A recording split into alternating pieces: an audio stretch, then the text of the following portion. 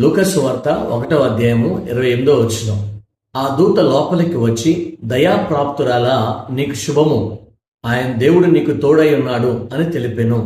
మరియ జీవితాన్ని మనం పరిశీలన చేసినట్లయితే దేవుని దయను పొందుకున్నటువంటి బిడ్డగా ఇక్కడ కనిపిస్తూ ఉంది. ఈ రోజున ప్రతి మనిషి జీవితాన్ని మనం పరిశీలిస్తే మనుషుల దయను పొందుకోవడానికి, అధికారుల దయను పొందుకోవడానికి, వారు ఎక్కడైతే పని చేస్తూ ఉన్నారో వారి పనిలో ఉన్నటువంటి వారి యొక్క పై అధికారుల యొక్క దయను పొందుకోవడానికి చాలా రకాలైనటువంటి ప్రయత్నాలు చేస్తూ ఉంటారు.